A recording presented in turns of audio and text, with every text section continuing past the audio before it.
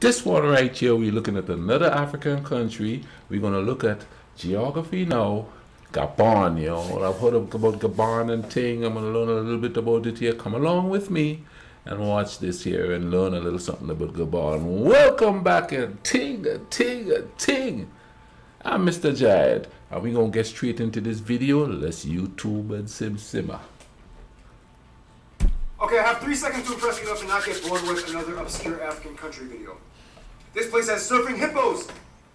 And...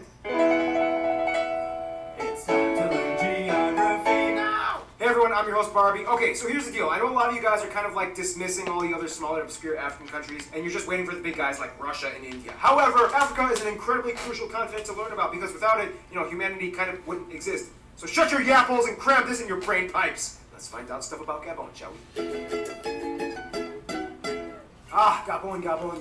Where are you and what are you all about? Well, Gabon is located in Central Africa just off the coast of the Atlantic Ocean, just a hop away from Sao Tome and Principe, bordered by Equatorial Guinea and Cameroon to the north and the Republic of Congo to the east and south. The country is divided into 9 provinces with the capital Libreville located in the northwest coast off the Atlantic. Gabon is also one of the 13 countries that are transected by the equator passing just south of Libreville. You can actually drive on a road that passes right through it. By the way, Gabon kind of resembles a witch wearing a top hat. Gabon also has a dispute with the Mbanye and lesser islands of Conga and Cocoteros off the Atlantic with Equatorial Guinea. The UN has urged them to kind of settle the dispute and set maritime boundaries, but for now they're just kind of like, whatever, we'll do it later. Fun side note, Gabon actually got its name from the Portuguese word Gabon, meaning cloak, since the rivers by Libreville were said to kind of look like that. Speaking of which, Libreville was kind of started by 52 freed slaves that were kind of just dropped off there by the French in 1846, hence the name Libreville, or Freetown. And then about 20 years later, the French came in and took the place back. Speaking of which, again, the largest international airports are Libreville, Leon Mba International, and Port Gentil International. Gabon is booming economically right now, and despite the low population and workforce, civil engineering projects have exploded in the past few decades. The most impressive engineering project probably being the Trans-Gabon Railway, traversing about 670 kilometers from Libreville to Masuku, or Franceville, with 23 stops in between. This train line is basically the backbone of the whole country, transporting not only just people, but resources from the lush interior. Other notable landmarks might include the Leon Mba Memorial for Gabon's first president, the highly acclaimed Schweitzer Hospital in Lambaréné, regarded as one of the top medical research units in Africa. In Franceville lies the International Center for Medical Research, one of the only 2.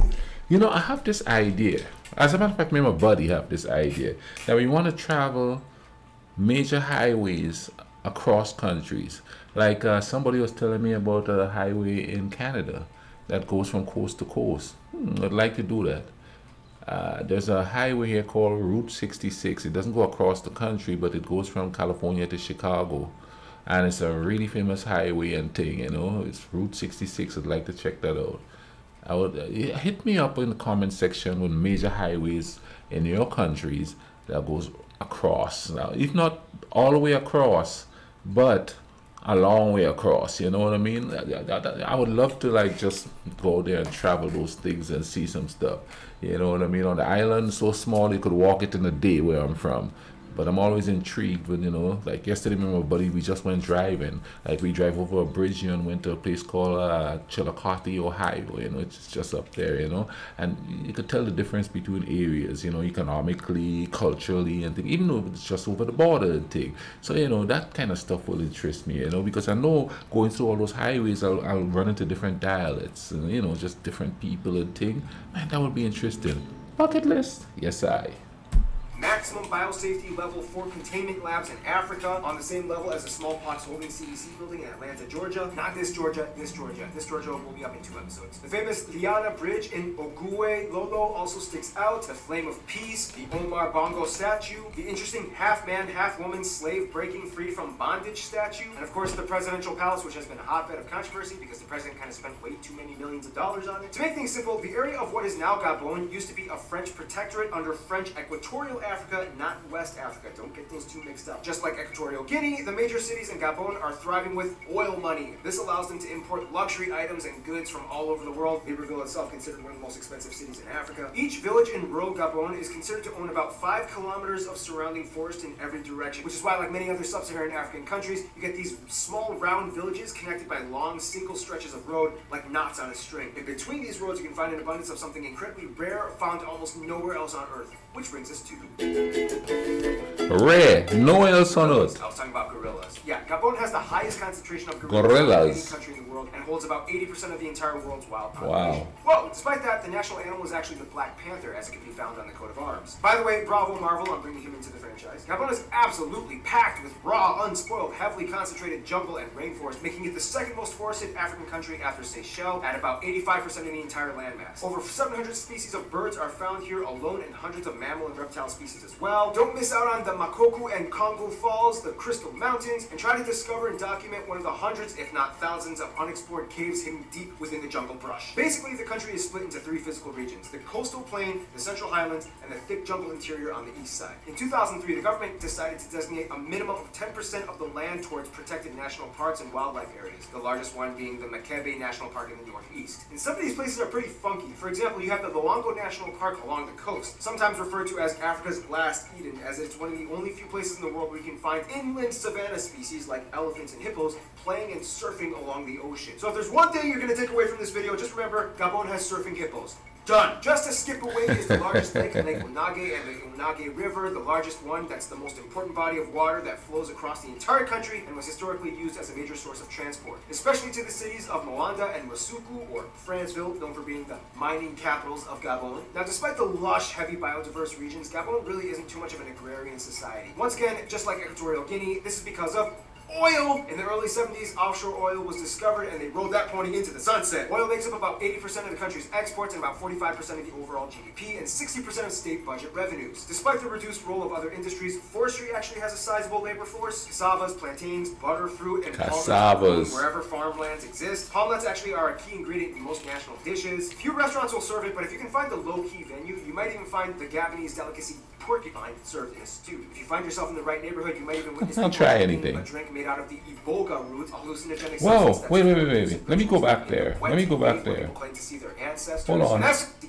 porcupine served in a stew. If you find yourself in the right neighborhood, you might even witness people drinking a drink made out of the iboga root, a hallucinogenic substance that's typically used in rituals like in the Bweti faith, where people claim to see their ancestors. And that's just the tip of the social iceberg. Let's see what else these Gabonese people are. What I was going to say is that looked like something we drink back home, called Marby.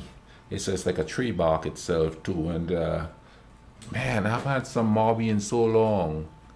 I've tried it here, but it's not the same when you get it from, you know, from the little farmer man and thing back home. But it's it's professed to be an aphrodisiac, so they say. But I drank it all the time as a kid, you know what I mean? And I controlled myself, so let's get going here. Let's keep going.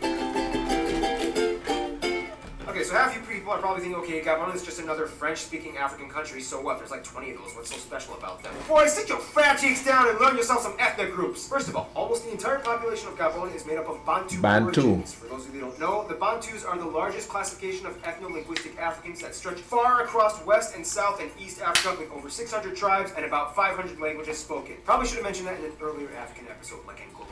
The country has about 1.5 million people and is the 5th most sparsely populated country in Africa. The population is divided into 3 main people groups, the largest one being the Fang at about 1/3, the Punu at 10%, the Nzebi at 9%, and surprisingly a sizable 7% white French minority, and the rest is made up of other tribes like the Mayene, Pygmies, and other ethnic groups. They also use the Central African franc as their currency, they use the Type-C plug outlet, and they drive from the right side. But fun little side note, all the countries that were part of the former French Equatorial Africa region use the Central African franc as their currency, and all the countries that were part of West Africa use the West African franc, except for Mauritania. Now you know. Gabon is often touted as Central Africa's most travel-friendly destination. There are also virtually no tensions between the ethnic groups, and intermarriages are very common. French is, of course, the official language used by all ethnic groups for cross-communication. However, each group also speaks their own language as well, typically at home or with friends and family. Although little is known before European engagement, we do know that Pygmies inhabited the area of where the country is located now, but in the 14th century, the Great Bantu Migration occurred, and soon they were either taken over or absorbed into dominating tribes. When it comes to culture, though, you have to understand Gabon is a nation burgeoning with incredibly vibrant customs, rituals, and mannerisms. Let's talk about the largest group, the Fang. The Fang is a sizable family of about 20 clans spread across Cameroon, Equatorial Guinea, Sao Tome and Principe, and the Republic of Congo, and Gabon. Now, people all over Africa make masks. However, it's disputed that genuine Fang masks masks are the most acclaimed and valued in the African art scene. Masks played a huge role in the Fang society, and they were used for everything from initiations to celebrations and funerals. Some people argue that other African groups took the inspiration from the Fang and imitated the elongated, droopy jawline format to exploit for themselves. Otherwise, the Mayene tribe is known for being masters of rumba. The Punu and Vili are partakers in the Akan rituals. The Mitsoga are known for taking part in the Bweti, or the ceremony with the hallucinogenic root that we just talked about. About 60% of the population is under 25, and women have an average of 4 kids each. The weird thing is, almost everyone in the country gets married. However, many women are almost expected to have children before wedlock. This partially because of a tradition that states that in case of the men and women split after marriage, all premarital offspring will belong to the woman, but children born after the marriage belong to the man. This ensures that the woman will have something just in case. It's kind of like a genetic prenup. Daddy, can I live with you? That's interesting. Well, see, son, you were born before we got married, so I'll see you later, okay? Keep in mind, this custom That's also interesting there. About 3/4 of the Gabonese are Christians, with 3 times more Catholics than Protestants. Otherwise, small communities of indigenous beliefs also exist too. The country is run by President Ali Bongo Ondimba, son of Omar Bongo Ondimba, one of the longest-serving heads of state in the world, who ran from 1967 to 2009. We could go on and on talking about another president passing down the reins of his rule to his son or family member, but I'm sure you can figure it all out. We gotta move on.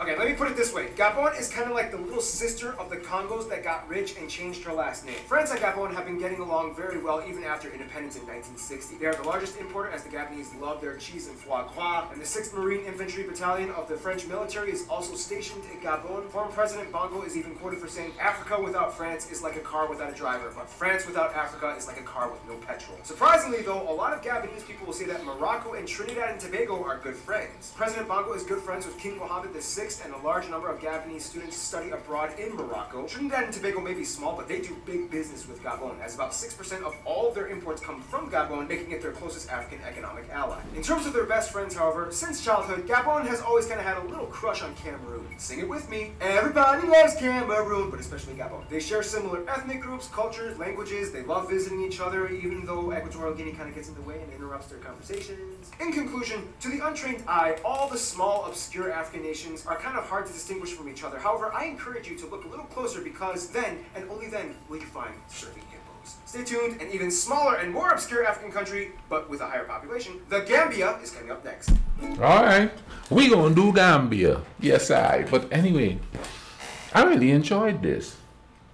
Like I always say, you know, the depiction of Africa, especially where I am, is just this poor, you know, desolate area, you know, where everybody's starving and they have big bellies, and, you know, and they're eating rats, and yeah, that's the kind of stuff you hear all the time. And even to this day, I heard it when I was a kid, and even to this day, I hear it here where I am. They need to watch this show, this channel, so at least watch geography. No, link in the description for them, you know what I mean? Go in and check them out, you know what I mean? And hey, as usual, man, you all take care of each other. Cool runnings.